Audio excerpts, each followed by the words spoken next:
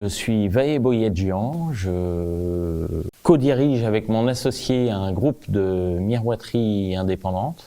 Comment suis-je arrivé à l'URSSAF avec ce parcours d'entrepreneur? C'est une bonne question. Par la CPME, j'allais dire grâce à la CPME ou à cause de la CPME, j'en sais rien. J'ai vu au travers de la proposition qu'on m'a fait de m'investir dans des mandats, une manière de donner cet engagement à la collectivité.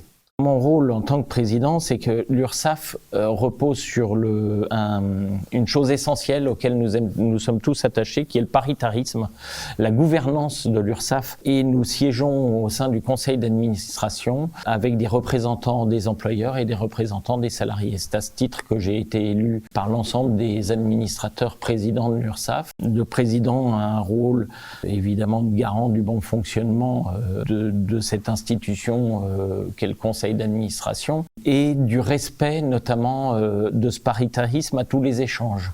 Quelle est ma position en fait? Vous me demandez si je me sens un bon soldat du syndicat patronal que je représente au sein de l'instance ou si j'ai une totale liberté. Alors j'ai envie de vous dire que j'ai coutume de dire qu'on n'est pas entrepreneur pour être un bon soldat. Donc un entrepreneur par essence ne fait pas partie d'une armée de godillots.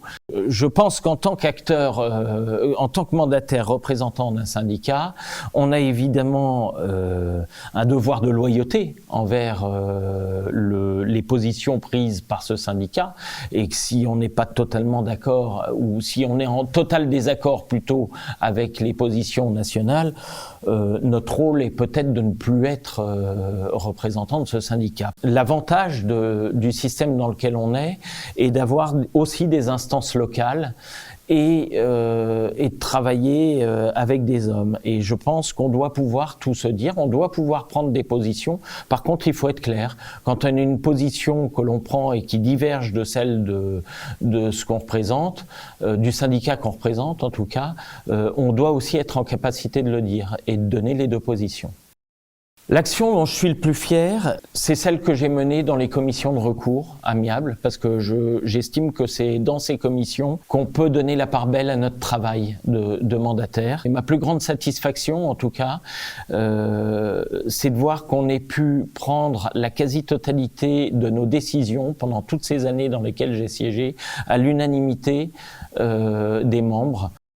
Et pour moi, c'est un gros message d'espoir parce que dans un monde un peu troublé où les effets de posture sont souvent un peu trop mis en avant, quand on remet l'humain au centre et quand on sort de ces effets de posture, on s'aperçoit qu'on peut faire de belles choses. L'un de nos enjeux est de réussir à convaincre justement d'autres chefs d'entreprise de s'engager à nos côtés, mais pour qu'ils apprennent, parce qu'on arrive dans des institutions qu'on connaît pas au départ, donc il y a un apprentissage et j'aurais qu'une chose à lui dire, garde le meilleur de ce que j'ai fait et puis imprime ta marque pour faire avancer ce que j'ai pas réussi à faire avancer.